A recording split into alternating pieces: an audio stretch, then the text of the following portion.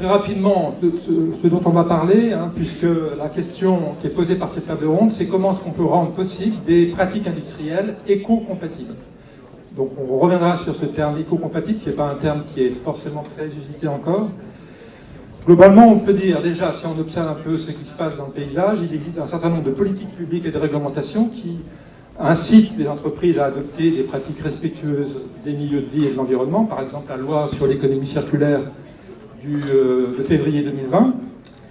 Mais en fait, comment ça fonctionne sur le terrain? Là, on est tous un peu interrogatifs, puisque finalement, on voit des expériences très diverses et pas toujours concluantes. Alors, par quels moyens peut-on finalement suivre et analyser les pratiques sur le terrain, et en particulier celles qui essayent d'intégrer l'écologie? Par exemple, les pratiques dites d'écologie industrielle et territoriale. Alors, c'est Patricia Savin qui va commencer à introduire cette table ronde en donnant quelques éclairages et des retours d'expérience sur la question de ces pratiques qui se veulent écologiques. Puis nous prendrons deux exemples de développement industriel qui se veulent vertueux du point de vue écologique. D'abord avec Walter Delage, nous verrons ce que peut apporter le biopropane, qui est un autre biogaz que le biométhane, dont vous avez sans doute entendu parler. Nous verrons ce qu'il peut apporter à la production d'énergie renouvelable et durable. Puis Christophe Boukid-Boissoudi nous parlera des matières plastiques biodégradables, dont la biodégradabilité potentielle ou avérée assure en principe qu'ils n'iront pas polluer les sols, les rivières, les océans, comme le font beaucoup de matières plastiques, ou de produits plastiques traditionnels. Enfin, Kalina Raskin nous expliquera en quoi le biomimétisme et l'écomimétisme sont une source d'innovation qui participe à la transition, à la redirection, à la reconversion écologique, mais aussi source de nouveaux modèles organisationnels qui participent aussi de cette transition. Et à partir de là, on essaiera de débattre, et vous interviendrez évidemment dans la salle, et les personnes à distance pourront le faire via le chat, sur la cohérence entre ces développements industriels qui se veulent éco-compatibles, et puis les politiques publiques, territoriales ou nationales, voire européennes, et puis les réglementations qui, évidemment, les accompagnent. Voilà, alors on va commencer par Patricia Savin, que j'invite à me succéder à l'estrade. Je propose de prendre un micro qui est comme ça, on a chacun son micro, pour 5 minutes d'introduction à cette table, enfin sur la thématique qu'elle souhaite adopter. Bonjour à tous. Merci Dorothée et bravo à Tech for Life pour cette très belle manifestation. En un mot, Auré, c'est un réseau multi-acteurs entreprises, collectivités locales qui existe depuis 1992. Nous travaillons sur la RSE, l'économie circulaire et biodiversité et économie. Je suis également avocate et du coup, je vais vous très rapidement soulever aussi les enjeux réglementaires. Alors, on a parlé à l'instant de sursaut territorial. Et c'est exactement ça, l'écologie industrielle et territoriale. C'est quoi? C'est penser un territoire comme un écosystème intelligent. Et au sein d'Auré, depuis presque 1992, on essaye d'accompagner nos adhérents sur la façon d'être plus intelligents, plus collectifs, là où ils sont. C'est l'écologie industrielle et territoriale. Nous avons développé des outils, un outil qui s'appelle l'indicateur d'interdépendance des entreprises à leur territoire, un outil qui s'appelle Ellipse, qui permet de suivre comment une démarche vertueuse va créer de la valeur, va générer de la valeur, et surtout comment dans le temps on va pouvoir faire en sorte que ce soit pérenne. C'est ça la problématique, c'est qu'à un moment donné, on a nos deux chefs d'entreprise qui foncent, qui sautent vers l'inconnu, et puis après d'autres leur succèdent. Est-ce que ceux qui leur succèdent seront aussi motivés? Donc il faut des outils de maintien d'une motivation. Et puis nous avons, alors je ne vais pas les développer tous, mais beaucoup de retours d'expérience. Et je pense qu'il faut être positif. Il y a des entreprises qui sont éco-compatibles. Pas toutes, mais il y en a. Et elles doivent essaimer, elles doivent faire des petits. C'est exactement le sens des guides qu'on sort avec l'ADEME sur économie circulaire et alimentation, sur la route de l'économie circulaire et emploi solidaire, parce que l'économie circulaire est aussi un vivier d'économie sociale et solidaire. Alors quelques exemples, juste deux très rapidement. Cataba. Cataba, c'est une offre de mobilier contemporain et durable. Comment il fonctionne? Avec des matériaux utilisés issus à 50% du réemploi et à 50% de forêts gérées durablement. Cette entreprise, elle est viable. Et le bureau de la gamme Compa, qui est éco-conçu, dont le plateau est issu du réemploi, a réduit de 87% ses impacts sur le changement climatique par rapport à une référence moyenne de marché. Ça fonctionne. Mais là, attention, petite intrusion juridique, ce sont les marchés publics. Tant que les marchés publics seront sur le -10, les entreprises vertueuses feront tout ce qu'elles peuvent, mais au bout d'un moment, elles ne seront plus viables. Donc il faut que les appels d'offres soient dans ces démarches de produits éco-conçus. Il faut que nous, chacun, on soit un consommateur, un consomme-acteur, j'ai envie de dire. Quelqu'un qui est acteur de ce changement et ne pas dire simplement c'est aux entreprises d'agir. On peut tous agir. Deuxième exemple, j'en donne que deux, parce qu'il y en a plein dans les guides. C'est une commune, la ville de Hyères, dans le 91. Depuis 2009, cette ville, elle nettoie ses rues et arrose ses plates-bandes avec de l'eau recyclée des douches de la piscine municipale. Conséquence, 7000 m3 d'eau potable économisée, 28 000 € d'économie par an. Donc, ces deux exemples pour vous montrer que les démarches vertueuses sont génératrices d'économies sonnantes et trébuchantes et que ça peut fonctionner. Et juste mes 4 petits warnings juridiques sur lesquels on pourra revenir dans le cadre de la table ronde si besoin était. Les entreprises doivent être innovantes. Bien évidemment, elles le souhaitent. Mais il y a un sujet qui est le droit des installations classées pour la protection de l'environnement qui peut être un frein à l'innovation. D'où le droit à l'expérimentation qui ne doit pas être perçu comme une dérogation au droit, mais au contraire comme un levier de nouvelles pratiques, d'essais, de tests. Deuxième warning juridique, je l'ai déjà évoqué, ce sont les marchés publics. Tant qu'on ne mettra pas en place, le cas échéant, une préférence locale comme critère, tant qu'on ne mettra pas en place dans les marchés publics un sujet sur les produits éco-conçus doivent être valorisés, ou les entreprises qui sont dans ces démarches-là doivent être préférées, alors il y aura du -10. Et le -10, ce n'est pas le mieux pour l'environnement et ce n'est pas le mieux pour l'humain. Ça, c'est vraiment fondamental, parce qu'il y a un effet levier avec les marchés publics, les ministères ou les communes, énorme. Troisième warning, le droit doit évoluer. J'en sais quelque chose.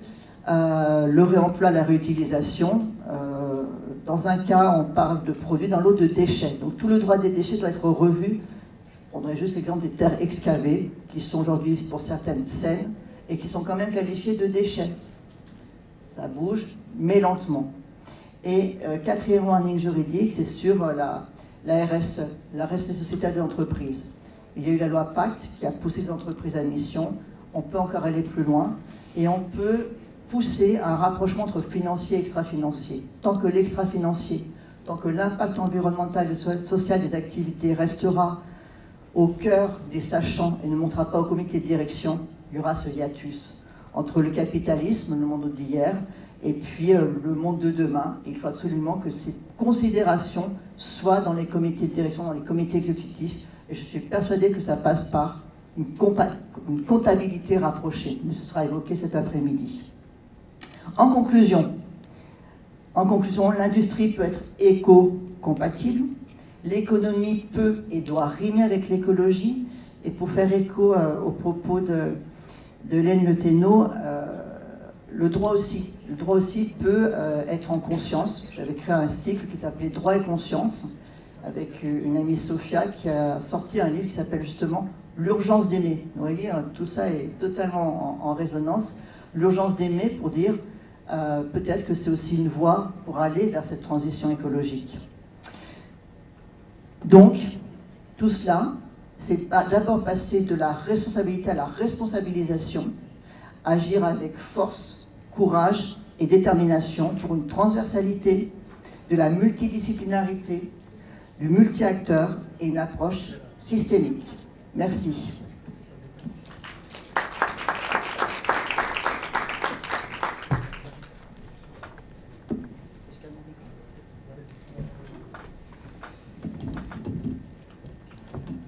Donc je vais demander demander à Walter Delage, je ne sais pas comment ça se prononce, de nous rejoindre à l'estrade. Attendez, le micro qui est là aussi.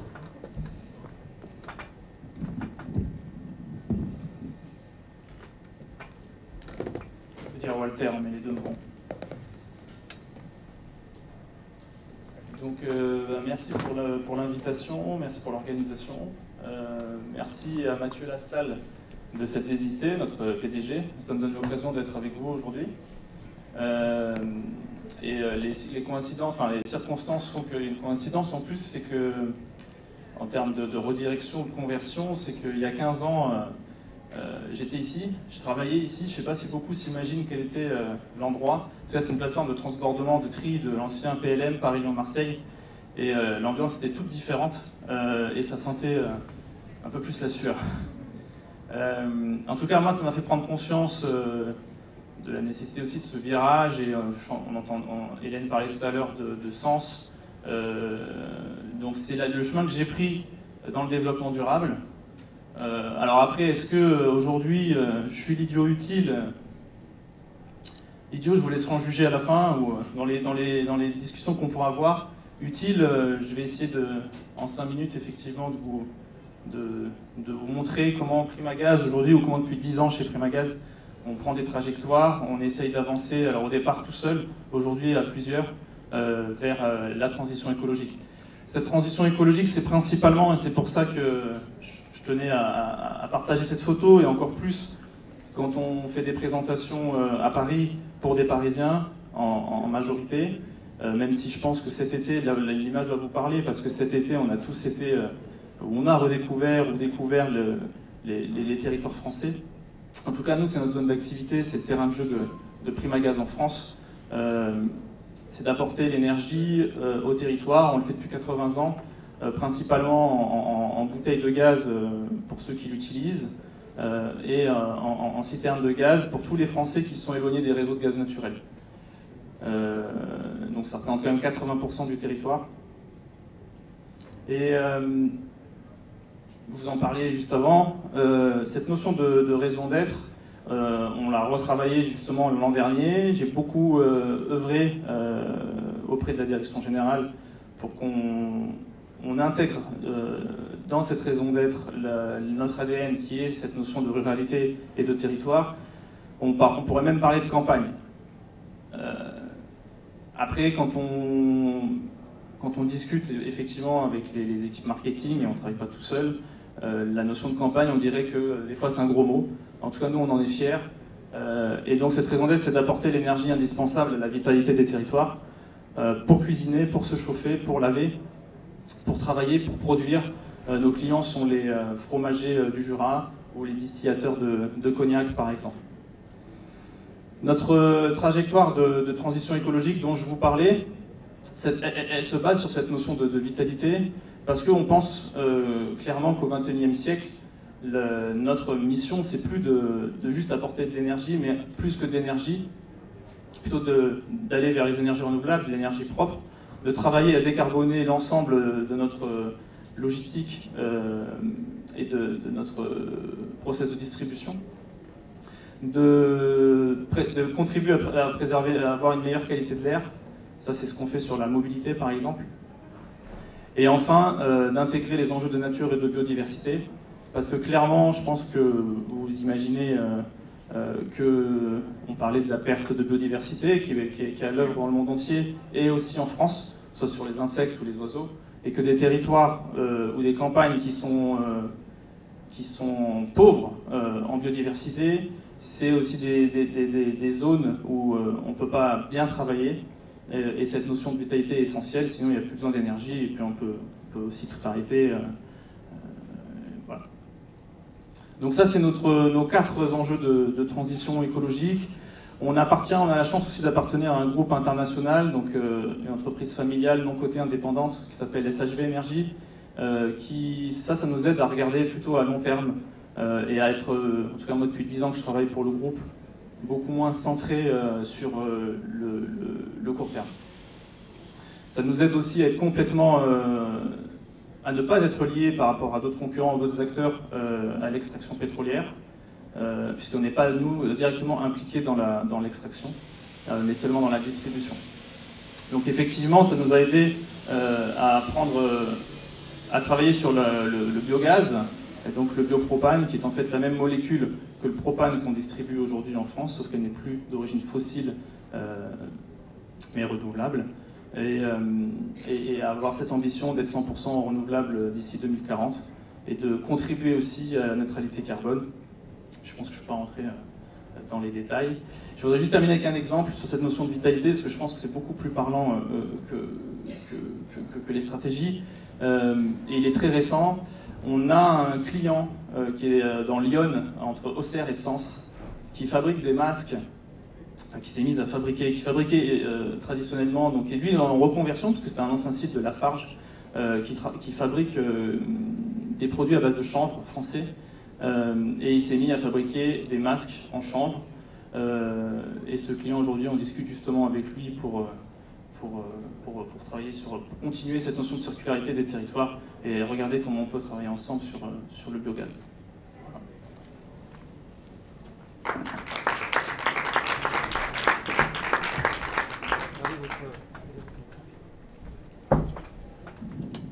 Donc j'invite maintenant Christophe de Duquilbois-Soudy de Novamont France à succéder à Walter Delage.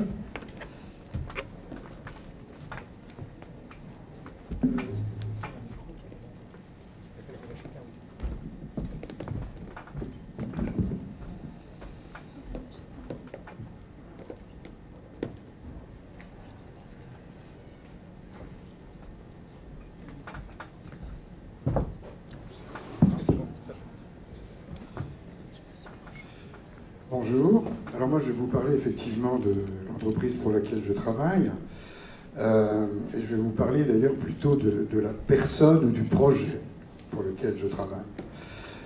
Novamont en fait est une entreprise qui est née dans un laboratoire qui au départ faisait des polymères classiques, polyéthylène, polypropylène, etc. Et ce qui s'est passé, c'est tout à l'heure, on a parlé effectivement de sauter d'un avion. Et le chef d'entreprise disait on aurait dû commencer il y a 30 ans. Eh bien précisément, c'est il y a 30 ans que ça a commencé. Ça a commencé avec une jeune chercheuse qui s'appelle Katia Bastioli, qui est aujourd'hui reconnue pour effectivement l'ensemble de ses recherches et l'ensemble de ses travaux.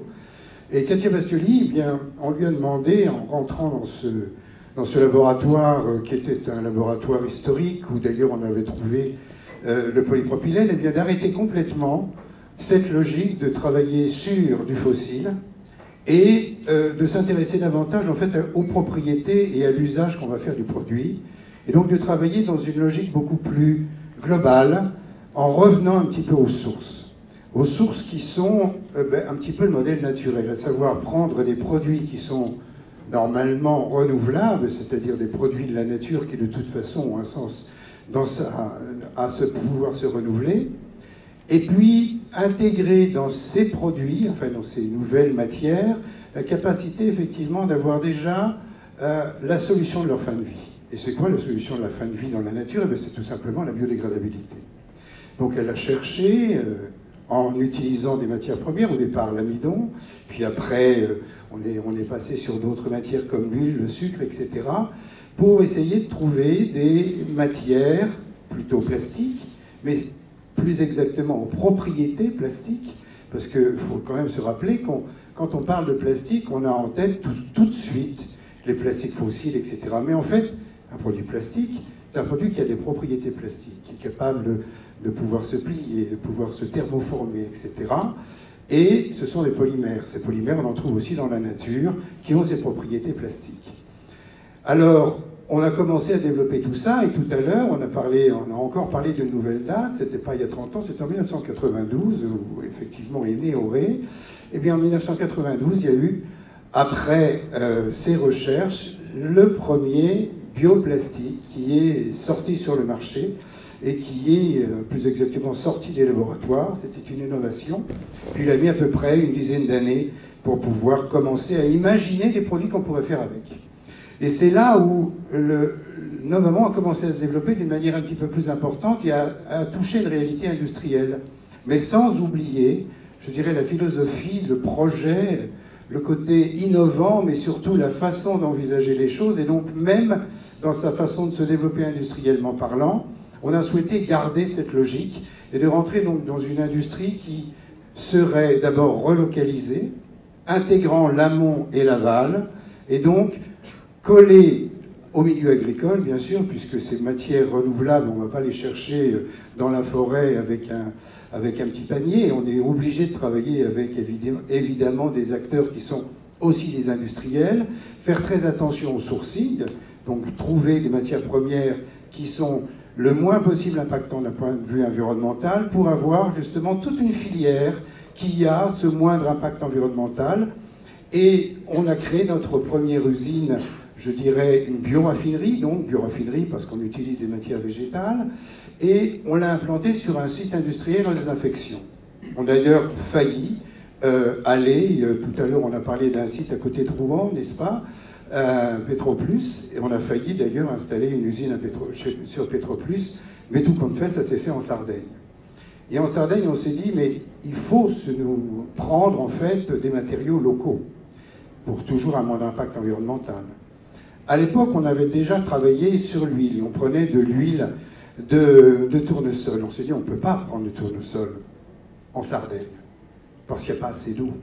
Donc il va falloir trouver autre chose. Et qu'est-ce qu'on a trouvé? On a trouvé le chardon, qui est une plante endémique de Sardaigne, qui sont des chardons qui font 2 mètres de haut. Hein. C'est parce que vous avez l'habitude de trouver dans les champs et qui éventuellement vous piquent les chevilles. Et puis ces chardons, on a tout simplement récupéré effectivement la matière pour avoir l'huile et avoir effectivement la capacité de pouvoir, avec cette bioraffinerie, de régénérer non seulement ce site industriel qui était désaffecté, mais également toute la région, avec des terres qui étaient abandonnées ou qui n'étaient pas des terres que l'on pouvait cultiver pour des cultures vivrières, parce que tout simplement le chardon pousse sur des terres pauvres, et donc on a réussi à redonner un petit peu une vie localement à travers cette bioraffinerie, en ayant effectivement un moindre impact environnemental. Et puis après, on est allé encore plus loin. On s'est dit que ces matériaux, certes biodégradables, compostables, d'origine végétale, devaient être utilisés pour des produits qui avaient du sens. Et pas simplement pour remplacer le plastique de manière extrêmement large et puis commencer à se dire on va pouvoir enfin faire envahir, je dirais, le monde de plastique biodégradable. Non, des produits qui ont du sens et des produits qui doivent retourner au sol. Et plus particulièrement, donc, des produits, pour les produits plastiques, qui ne sont pas recyclés. On vous parle beaucoup aujourd'hui de recyclage dans l'économie circulaire, qui est absolument fondamental, extrêmement important, mais malheureusement, comme vous le savez sans doute, tous les plastiques ne sont pas recyclés, et pour certains, loin s'en faut. Et non seulement ils sont pas recyclés, mais parfois on les retrouve en terre, et notamment quand on fait la collecte des biodéchets, quand on fait la collecte des déchets organiques, quand on fait du compost qui a un sens pour retourner au sol et qui justement régénère le sol, parce qu'il faut quand même savoir que sans la biodégradabilité, sans le retour au sol des matières organiques, le sol ne se régénère pas. La seule façon de régénérer le sol, c'est de faire retourner la matière organique au sol. Alors évidemment, on peut toujours utiliser de la chimie pour alimenter les cultures, pour nourrir les plantes. Mais quand on prend la chimie pour nourrir les plantes, avec l'azote, éventuellement le phosphate, etc., on ne nourrit pas le sol. Et progressivement, le sol, eh bien, il se désertifie, pourrait-on dire. Donc là, c'est aussi un travail de notre société pour travailler sur des produits qui ont du sens, donc qui peuvent retourner au sol et dans lesquels ils peuvent s'intégrer.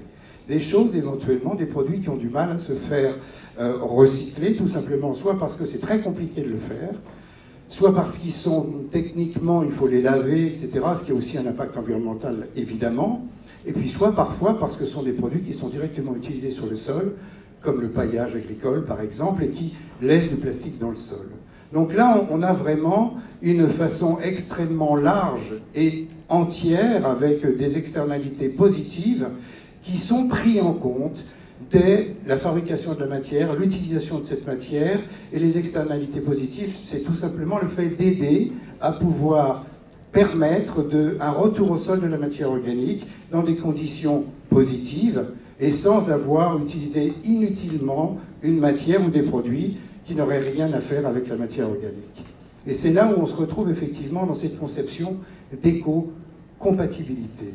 Donc pour nous, l'éco-compatibilité, c'est à la fois de l'éco-conception, qui s'intéresse plutôt aux produits et à la fabrication du produit, de la biocompatibilité, c'est-à-dire pouvoir effectivement être compatible avec le vivant, dont on a parlé tout à l'heure, mais au-delà de ça, d'avoir une externalité positive. Et on se retrouve effectivement dans ce modèle que la nature a mis en place, cet équilibre naturel qui permet effectivement la coexistence de l'ensemble du vivant, chaque élément du vivant pouvant éventuellement servir à d'autres éléments du vivant, que ce soit les végétaux ou que ce soit tout simplement les insectes ou les animaux, car c'est un ensemble qui se tient et qui est équilibré. C'est le sens pour nous de l'éco-compatibilité au-delà même de ce qu'on appelle l'économie circulaire.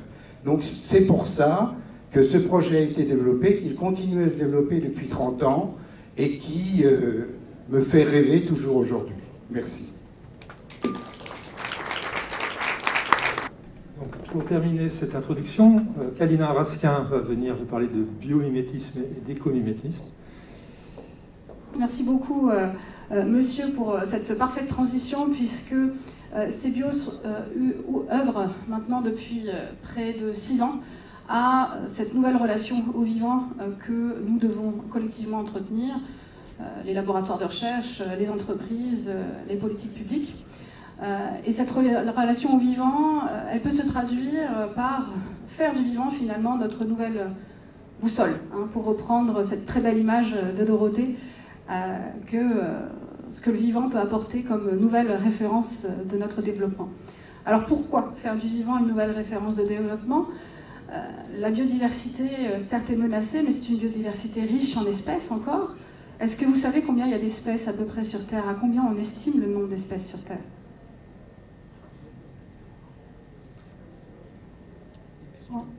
On est à 10 millions d'espèces. 10 millions d'espèces estimées sur Terre.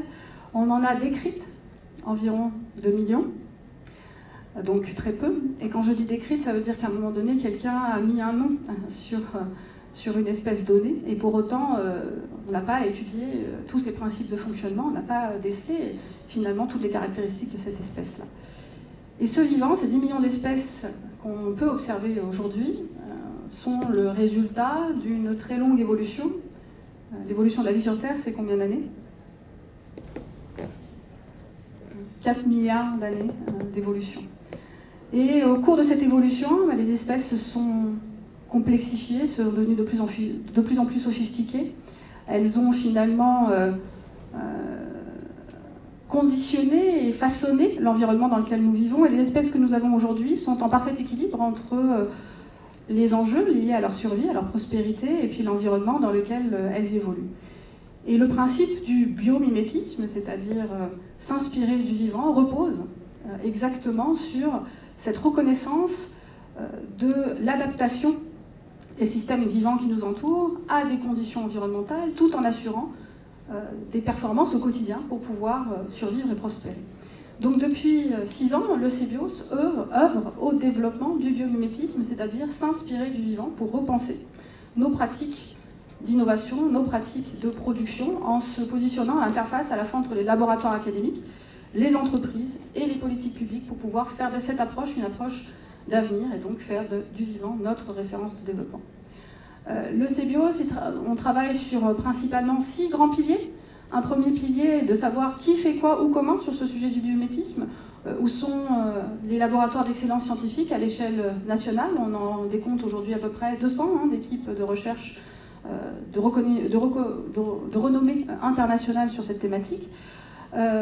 Comment est-ce qu'on vient accompagner les entreprises dans l'adoption du sujet? Parce que voilà, l'idée peut être séduisante, mais concrètement, pratiquement, comment on fait en se disant, bah, tiens, voilà, moi j'ai une problématique technique dans les polymères pour la gestion de l'énergie.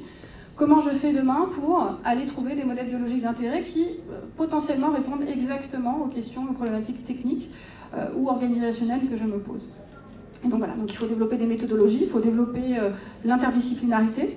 C'est pas trivial, hein, culturellement, on n'a pas forcément des biologistes dans toutes les entreprises, et pourtant si on veut se reconnecter au vivant, ça veut bien dire à un moment donné qu'il faut retisser des liens de connaissance avec le vivant. Ensuite, on a un troisième pilier qui est un pilier de développement de démonstrateurs. On est en train de développer des projets ambitieux avec le Muséum d'histoire naturelle pour pouvoir accélérer ce transfert de connaissances de la biologie vers d'autres disciplines et pouvoir aller extraire de la connaissance plus efficacement qu'on ne le fait aujourd'hui. Parce qu'aujourd'hui, la connaissance biologique, elle est détenue par les biologistes, pour des biologistes, et rarement pour les autres disciplines. Donc à un moment donné, il va falloir pouvoir faire ce pont disciplinaire-là. Et on travaille également énormément à basculement dans l'enseignement supérieur. En général, la biologie, on l'arrête à peu près en terminale, et encore, selon les cursus, on l'arrête encore plus tôt. Donc après, pouvoir, si on ne fait pas de biologie derrière, pouvoir avoir ce réflexe de se dire, tiens, mais comment le vivant fait, finalement, pour répondre aux mêmes problématiques que moi? Comment est-ce que je peux prendre le vivant comme modèle si on n'a pas de connaissances en biologie et si on n'est pas entouré de gens qui ont un minimum de connaissances? Donc ça nécessite aussi de travailler sur les enjeux de l'enseignement supérieur et finalement de cette acquisition de connaissances des générations futures dans leur pratique professionnelle. Certains de mes coéquipiers dans cette aventure, CPEUS aujourd'hui c'est une vingtaine de personnes qui œuvrent donc au développement du biomimétisme. Certains d'entre nous essayent de faciliter, alors je n'ai pas envie de dire ce saut de l'avion, mais en tout cas ce franchissement du ravin entre le monde d'avant et le monde d'après, où il faut bien quand même prendre son élan sur la rive du monde d'avant pour pouvoir espérer atterrir jusqu'au monde d'après. Et donc voilà, on travaille sur les deux volets, c'est-à-dire à la fois comment accompagner cette prise d'élan dans le monde d'avant, et puis comment quand même préparer la piste d'atterrissage sur le monde d'après. Et donc on a un certain nombre d'entre nous qui réfléchissent effectivement avec un certain nombre des interlocuteurs qui sont exprimés ce matin à des nouveaux modèles. Voilà, repenser complètement les modèles organisationnels, les objectifs même des entreprises, pour qu'on devienne éco-compatible, bio-compatible, plus simplement. Donc je serais ravie, voilà, tout à l'heure, au cours de la discussion, de pouvoir vous éclairer sur quelques exemples typiquement d'entreprises qui aujourd'hui se saisissent de la démarche et les principaux freins et les principaux leviers à l'adoption de cette démarche-là pour rendre les pratiques industrielles plus biocompatibles et réconciliées avec le vivant. Merci. Donc, merci à tous les quatre pour cette introduction. Alors on n'a plus beaucoup de retard, comme vous l'imaginez. Donc on va se donner encore 25 minutes environ d'échange. Alors je ne sais pas, Dorothée me le confirmera, mais apparemment la pause serait supprimée, on passerait directement aux ateliers. Bon, on va prendre le temps de terminer cette table ronde d'une façon quand même suffisamment approfondie. Alors on a abordé plein de choses déjà dans ces quatre interventions. Alors le thème qui revient, il est dans le titre, c'est l'éco-compatibilité. Alors Christophe de Boissoudy en a longuement parlé. Mais j'aimerais peut-être que Walter Delage et Patrice Savin donnent peut-être aussi leur définition et peut-être en rentrant directement dans le sujet que je voulais aborder, faire le lien avec les politiques publiques qui sont mises en place. Est-ce que pour vous la définition et le sens que vous donnez à l'éco-compatibilité se retrouve dans les politiques publiques ou les réglementations qui accompagnent cette tentative de devenir plus éco-compatible? Walter Delage. Oui, vous pouvez enlever votre masque, je pense, en étant à distance, je pense qu'il n'y a pas vraiment de problème sur l'estrade, si vous respectez la distance. Je peux démarrer, puis je vous laisse compléter. Ça va être assez simple, peut-être sur deux points. Le premier, sur la notion d'éco-compatibilité, la manière dont nous on peut la voir, ou comment moi je peux la défendre et la promouvoir au sein de l'entreprise. Et je sais qu'il reste encore beaucoup de chemin à faire. Je pense que tout à l'heure on parlait de vitesse. Comme je vous disais, ça fait 10 ans que je travaille sur ces sujets-là pour Primagaz. Il y a 10 ans, quand j'avais une vingtaine d'années, je voulais tout se fasse en 2 ans. Voilà, c'est malheureusement pas possible. Mais quand aujourd'hui, ne serait-ce que d'en être à la raison d'être qu'on a affichée, on avance. Je suis moins seul, on est plusieurs. On a des notions de territorialité, d'économie circulaire qu'on a encore à développer, d'intelligence collective, etc. Et c'est déjà des succès dont on peut être fier. Alors l'éco-compatibilité, si je prends l'exemple du biogaz, pour nous, c'est d'arriver à créer des boucles. Je n'ai pas envie de parler forcément d'économie circulaire, vous en parlerez mieux que moi. Et puis je trouve que c'est devenu tellement tout le monde a ce mot-là à la bouche, donc sans savoir vraiment ce que regroupe cette notion de circularité. J'aime bien l'idée du biomimétisme, je pense que c'est des outils qui peuvent être intéressants et qu'on devrait davantage exploiter. Pour nous, tout simplement, sur le biogaz, c'est d'arriver à, et on n'en est pas encore là, mais d'arriver à avoir une production locale. Tout à l'heure, je parlais de notre client dont on est fier de supporter l'activité sur le masque en chanvre, parce qu'il est en train de créer de l'emploi. Et par les temps qui courent, c'est rare, mais ce serait d'arriver à utiliser la matière, d'utiliser les déchets de ce territoire pour produire de l'énergie dans des boucles courtes. Et là, je pense que pour moi, l'éco-compatibilité, elle passe par d'être le plus léger possible dans le process et de savoir mesurer et valoriser surtout cette légèreté pour qu'on arrive à un coût raisonnable et acceptable. Et c'est parce que ce sera léger que le coût sera raisonnable. Ça, je crois que c'est un sujet que vous aurez demain. Il est intéressant de calculer le coût, parce qu'aujourd'hui, malheureusement, le masque chinois est bien moins cher. Et moi, je me heurte à ces discussions-là avec notre direction des achats. Et sur le deuxième point, juste pour terminer sur la partie publique, comme je disais, on est donc côté indépendant, et nous, on lance tout notre biogaz sans aucune subvention et sans aucun appel au pouvoir public. Ça veut dire que ça coûte 0 € au portefeuille des Français. Et parce qu'on finance tout nous-mêmes, c'est aussi la culture de notre maison mère, c'est de ne pas être dépendant de subventions et d'assurer une rentabilité et une pérennité qui soit basée sur des fonds propres. Donc les investissements sont faits sur fonds propres. Ce qui ne veut pas dire que ça ne peut pas aider, mais en tout cas, je pense que ce n'est pas forcément le point de départ pour travailler sur le sujet. Juste pour terminer, ce dont on a besoin, c'est de lisibilité, de clarté. La lisibilité, donc je pense que c'est le cas avec la SNBC, ou les trajectoires de transition écologique. Aujourd'hui, personne ne pourra se plaindre en 2040 de dire qu'il n'était pas au courant qu'on allait mettre fin aux véhicules thermiques ou qu'il faut être neutre en carbone d'ici 2050, et ça nous laisse du temps pour se préparer. La clarté, je pense qu'on a encore du chemin à faire, c'est de faire en sorte que pour chaque type d'énergie renouvelable, on comprenne comment aider chaque énergie, pourquoi et comment. C'est pas forcément toujours clair, notamment pour certaines raisons politiques et de lobbying. Et la visibilité, la visibilité, pour moi, c'est dans le temps d'être sûr que ça ne va pas changer demain. Donc c'est aussi pour ça que nous, notre groupe est frileux sur les aides publiques, parce qu'en 2009, on a tenté le panneau solaire, et un an après, c'était terminé. Donc on y va aussi pas à pas. D'accord, merci. Patricia Savin, sur la même question.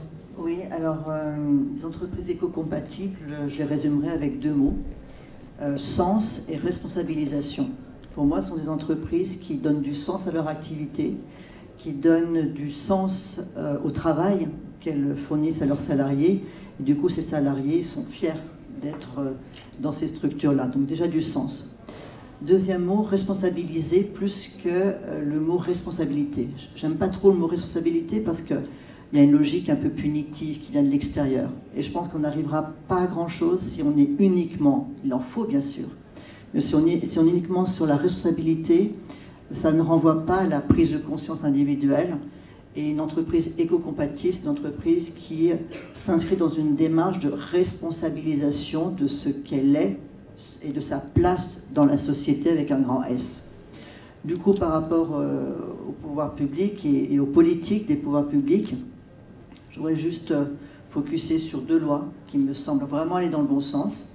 La loi Pacte, qui a introduit les entreprises à mission, qui a introduit la raison d'être et qui a modifié le Code civil. Je rappelle que le Code civil, depuis 1804, n'avait pas été modifié. Et cet article 1833 du Code civil nous dit quoi?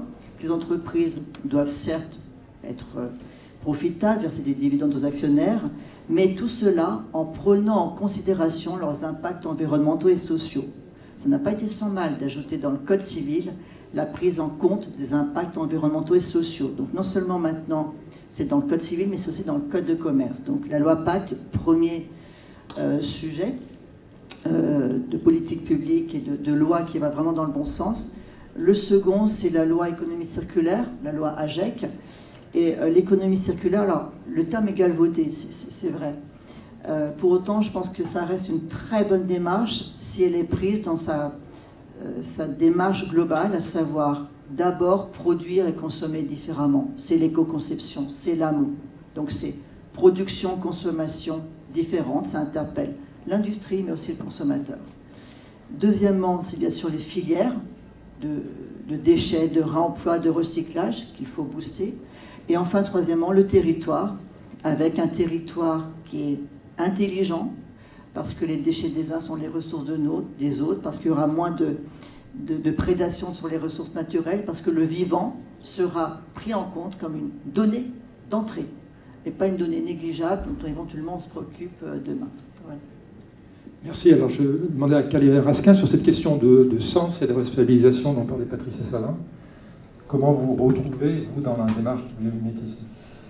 Alors, ce qui est intéressant dans cette démarche du biomimétisme, au-delà d'un panel d'opportunités techniques que pourraient trouver les entreprises, c'est le cahier des charges qu'offre le vivant. Le vivant fonctionne sur des principes de sobriété. Si on regarde dans le domaine de l'énergie, le vivant mise depuis 4 milliards d'années sur des énergies renouvelables, sur le solaire, sur la séquestration du CO2, sur la métabolisation de molécules complexes qui vont être réutilisées à la fois comme briques de base énergétique, mais aussi comme briques de base de la matière. Dans le domaine des matériaux, les matériaux du vivant sont souvent un peu un graal des ingénieurs matériaux. Et ils sont multifonctionnels, ils sont réparables, ils sont fabriqués dans des conditions sobres, souvent par manufacture additive. Pour autant, ils sont fabriqués grâce à des briques de base extrêmement simples, facilement accessibles dans l'environnement. Le vivant est construit sur les CHOMPS, carbone, hydrogène, oxygène, azote, phosphore, soufre. Ce qui n'est pas vraiment aujourd'hui, on va dire, la composition majeure des matériaux fabriqués par l'homme. Tout ça est fait dans des conditions de chimie douce. Si vous regardez les principes de la chimie douce énoncés par les chimistes des années 90, à travailler à des températures et des pressions modérées, favoriser ce qu'on appelle la catalyse enzymatique, favoriser donc des atomes abondants, essayer de travailler plutôt dans l'eau que dans d'autres typologies de solvants, eh bien, c'est la chimie du vivant. Donc, tout ce cahier des charges, finalement, qu'offre le vivant, on peut copier à la fois le résultat du vivant, mais aussi se dire, encore plus que le résultat du vivant, on va s'inspirer de tous les processus par lesquels le vivant arrive à obtenir ces différents résultats. Et donc finalement, le vivant offre un nouveau cahier des charges pour l'entrepreneur, pour l'innovateur de demain, pour l'organisation de demain. Parce que là, je vous ai parlé de segments techniques, mais il y a des gens aujourd'hui qui s'intéressent à effectivement comprendre comment les écosystèmes naturels, qui sont un écosystème de parties prenantes complexes, avec des intérêts de prospérité individuelle, mais dans un équilibre collectif, avec des flux d'échange de matière, d'énergie, d'informations. Donc c'est complètement évidemment les mêmes problématiques qui se posent à différentes échelles dans les sociétés humaines entièrement intégrées dans un tissu naturel.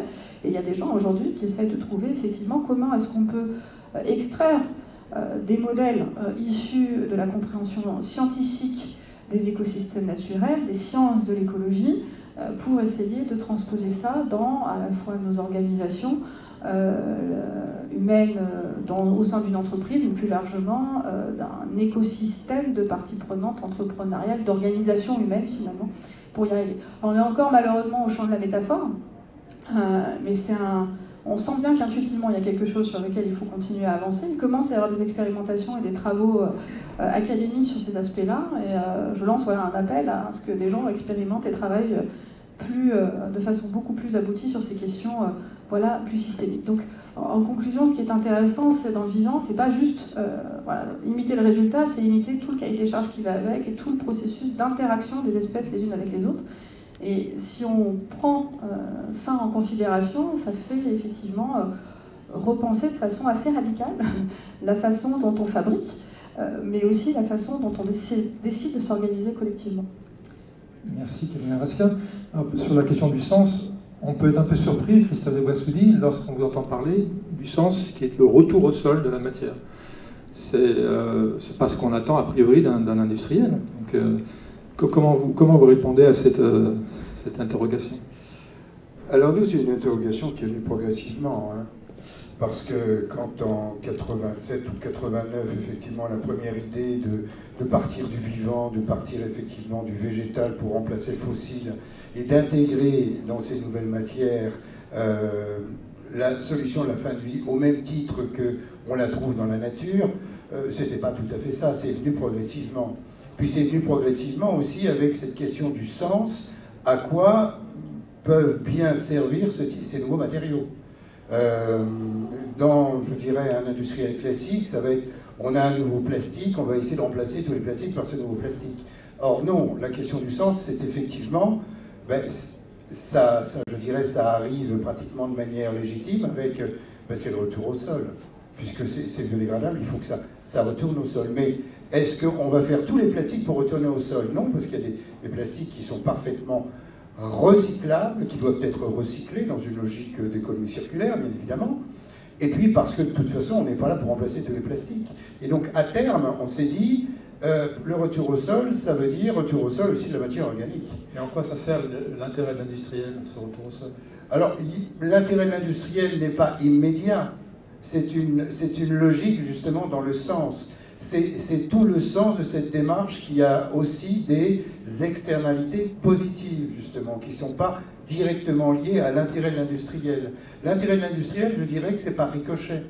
L'industriel a un intérêt à créer une matière qui elle-même sera utilisée pour des produits qui pourront contribuer à la valorisation des déchets organiques, qui aujourd'hui est très mal gérée, ne retourne pratiquement pas au sol, puisque les déchets organiques, il faut quand même savoir qu'au niveau européen, on a, dans les déchets de cuisine simplement, 59 millions de tonnes qui, pour la plupart, sont soit brûlées, et à ce moment-là, on consomme de l'énergie, en tout cas, on réduit la possibilité d'énergie quand on les brûle, soit enfouies, et quand ils sont enfouis, c'est du CH4, qui est quand même plus de 20 fois plus impactant que le méthane, pardon, oui, enfin, bon, c'est pas pardon, puisque c'est la même chose, qui est 20 fois plus impactant que le CO2, et donc, ça permet effectivement d'avoir cette cohérence où on considère qu'effectivement, ça va aider au retour au sol de la matière organique. Et c'est la raison pour laquelle, d'ailleurs, on a beaucoup travaillé avec des villes qui ont souhaité avoir cette logique de traitement des déchets, je veux dire, extrêmement large, en traitant chaque flux, comme Milan, comme vous avez très certainement entendu aussi parler de Los Angeles. La société pour laquelle je travaille a notamment travaillé à Los Angeles pour la valorisation des déchets organiques. Alors qu'effectivement, je dirais, Novamont, c'est production de matières premières d'origine végétale, compostables et biodégradables. Donc on se demande pourquoi. Mais c'est pour qu'il y ait un retour au sol et qu'il y ait un sens global. Et c'est effectivement pour nous le sens de l'éco-compatibilité, c'est-à-dire qu'elle n'est pas simplement biocompatible, où là on n'a pas d'impact sur le vivant, mais qu'on puisse s'inscrire effectivement du début, de l'amont jusqu'à l'aval, vraiment du début de la conception d'une matière, d'un produit, dans un équilibre que l'on retrouve à l'intérieur de la nature, c'est-à-dire quelque chose qui permette effectivement un développement, ou plus exactement une existence, parce que quand on parle de développement à chaque fois, c'est quelque chose de nouveau, c'est le progrès, etc., mais une existence qui s'inscrive dans quelque chose de durable au niveau de la nature et au niveau effectivement du développement de l'humanité. On retrouve là bien la notion de raison d'être que vous citiez, Patricia Savin, qui est dans la loi Pacte. Alors on va peut-être passer un peu la parole à la salle. Commençons peut-être, Christian, est-ce qu'il y a des questions par chat? Non. Est-ce que vous avez des questions à la salle? Et je vais essayer, alors on n'a pas de micro disposé dans la salle, donc essayez de parler fort et je les retranscrirai au micro pour qu'elles soient audibles. Allez-y, n'ayez pas peur. Non? Oui, monsieur? Enlevez votre masque pour qu'on vous entende, merci. Une question sur le mimétisme. Vous parlez de grands principes. Il n'y a pas de grande structure vivante dans mon tête. Est-ce que ça veut dire que le principe, il faut bannir toutes les grandes organisations? Alors, je ne suis pas sûr d'avoir bien entendu. Je vais répéter la question. Il n'y a pas de super organisme dans le vivant. Alors c'est une question qui revient souvent. Merci de la poser. Effectivement, elle pose. Vous avez effectivement des chercheurs qui se sont amusés à essayer de comprendre finalement pourquoi, d'un point de vue ce qu'on appelle la thermodynamique, Dans le vivant, au cours de l'évolution, finalement, vous n'avez pas de croissance indéfinie de structures. Au bout d'un moment, ces structures-là sont métabolisées par d'autres pour donner un phénomène nouveau. Donc oui, effectivement, il n'y a pas de super méga organisme qui va vivre. Voilà. Quoi qu'il y a des végétaux et des réseaux de mycélium qui sont extrêmement grands et qui perdurent très longtemps dans le temps. Mais ce n'est pas forcément la tendance majeure. Donc oui, il y a un questionnement qui est posé aujourd'hui sur, d'un point de vue plus général, organisationnel. Est-ce que la typologie d'organisation qu'on a créée est vraiment une typologie d'organisation si agile que ça pour absorber des changements, des chocs à travers le temps et à travers les âges. Donc il y a des gens qui réfléchissent à ces gens-là, à ces enjeux-là, d'un point de vue effectivement thermodynamique, et de faire effectivement une comparaison entre la thermodynamique de l'évolution du vivant et la thermodynamique de l'évolution des structures vivantes. Et alors quelqu'un qui en parle très très bien, je vous encourage à aller regarder ses ouvrages ou ses vidéos, c'est Monsieur Rodier, qui est un astrophysicien de formation et qui a, sur les dernières années, travaillé sur cette question de thermodynamique de l'évolution et qui adresse exactement les questions que vous posez. Oui, mais effectivement, le vivant remet en question une certaine notion peut-être de gigantisme que nous avons. Vous donnez l'exemple des organisations, je donne un exemple un peu plus trivial, mais je pense qu'il y a... Et pourtant, on travaille avec des acteurs de l'immobilier, des acteurs du bâtiment. Je pense qu'il n'y a pas une seule autre espèce qui va construire des infrastructures et des édifices d'une telle disproportion par rapport à la taille d'un individu et du taux d'usage de l'infrastructure. Et donc si on a aujourd'hui des difficultés à construire, à chauffer, à traiter, à réparer, etc., c'est peut-être aussi parce qu'on a une gestion de l'espace par rapport au temps qui n'est pas franchement optimale. Voilà. Merci. Est-ce qu'il y a une autre question dans la salle? Oui. Enlevez votre masque pour qu'on vous entende. C'est une question pour Walter Delage. En tant que grosse entreprise, vous évoquez la sortie de décarbonation de notre activité pour 2040. J'imagine qu'il y a tout un tas d'obstacles qui vous empêchent d'y arriver plus tôt. Est-ce que vous envisagez votre action d'un point de vue politique? C'est-à-dire, est-ce que vous avez une liste de points qui vous bloquent aujourd'hui pour y arriver plus rapidement? Et est-ce que vous envisagez d'avoir une attitude presque de lobbyiste politique qui irait dans le sens d'accélération de la Est-ce que vous pouvez reprendre la question? Oui, alors si j'ai bien compris, la trajectoire donc 100% énergie renouvelable en 2040, quels sont est-ce qu'on peut aller plus vite ou pas? Et est-ce qu'on envisage de faire du lobbying, mais plutôt positif ou actif, pour essayer d'aller plus vite? Pourquoi 2040? Ça, c'est comme je disais, nous on essaye de penser global, d'agir local, donc on fait partie d'un groupe. On est capable aujourd'hui de prendre cette ambition grâce au groupe, parce que tout ce qui est recherche et développement, tout ce qui est partenariat avec des universités, etc., se fait dans plusieurs différents pays du monde. Et après, nous, on agit sur la partie France, et on remonte aussi des informations du marché français, qui est quand même en Europe assez unique aussi, pour plusieurs raisons, notamment dû à nos grandes entreprises de l'énergie. Moi, je travaille plus précisément sur la partie de contribution à la neutralité carbone, parce qu'encore une fois, la neutralité carbone, pas non plus quelque chose qu'on fait en claquant des doigts, encore moins quand on est aujourd'hui encore pour 90% d'origine fossile. On connaît le point de départ, on connaît le point d'arrivée. On avance plutôt pas mal aujourd'hui en termes de rythme sur les objectifs qu'on s'était fixés. On sait que de toute façon, en route, on va avoir besoin on va apprendre des choses en route.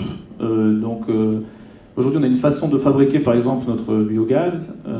On sait que même si on nouait des partenariats avec toutes les manières de faire dans le monde, ça couvrirait 20% de nos besoins. Sachant qu'il y a des besoins qui sont différents, par exemple en Chine, en Inde et au Brésil. Donc il y a d'autres manières de faire qui peuvent aussi se calquer ou dont on apprendra sur tout ce qui est biomimétisme, mais je pense à des recherches qui prennent du temps, qui ne sont pas simples sur les algues, par exemple, pour les biocarburants, l'hydrogène vert, etc. Donc ça, c'est des pistes qui sont explorées. Si on peut aller plus vite, et je pense qu'on devra aller plus vite, parce que 2040, c'est quand même loin, et on sent déjà aujourd'hui, et encore plus depuis les 6 derniers mois, que ces ruptures ont besoin d'aller plus vite. Et pour la deuxième partie de la question, aujourd'hui, par exemple, on a mené des expérimentations sur l'usage de notre biogaz pour la construction neuve. Sur le volet carbone, elles sont très intéressantes, mais les règles du jeu pour enregistrer la donnée n'ont pas été forcément définies à l'avance et ne prévoyaient pas des nouvelles énergies renouvelables, de nouvelles énergies. Donc là, par exemple, avec les pouvoirs publics, on discute pour fixer les règles que eux-mêmes semblent chercher. Donc voilà, ça c'est des choses qui des fois sont surprenantes du point de vue de l'industriel ou d'entreprises privées, mais voilà un peu comment on voit les choses. Après, le mot lobbying, non, on discute, on essaye de valoriser notre entreprise et ce qu'on peut apporter dans les territoires. Et je crois que vous l'avez dit aussi, sans avoir avec beaucoup d'humilité et sans avoir la prétention de remplacer tous les systèmes énergétiques en France, mais d'apporter la bonne énergie pour le bon besoin. Et j'en veux par exemple que malgré notre nom, notre marque, Primagaz, aujourd'hui dans la flotte de véhicules de service, on est en train d'intégrer des véhicules électriques. Là où ils sont adaptés et là où ils peuvent nous permettre d'avancer aussi sur cette trajectoire de décarbonation. Donc pour la neutralité carbone, nous c'est 2 axes, au cas où ce ne serait pas clair, c'est les opérations, c'est d'abord ça commence chez nous, c'est décarboner toutes nos activités de distribution, et après le gros volet, le plus important dans le temps, c'est celui de l'énergie qu'on distribue. J'espère que ça répond. Bon, je suis désolé, on est obligé d'interrompre cette table ronde. Alors, un peu raccourci et on a pris de retard. Donc, merci à 4 intervenants.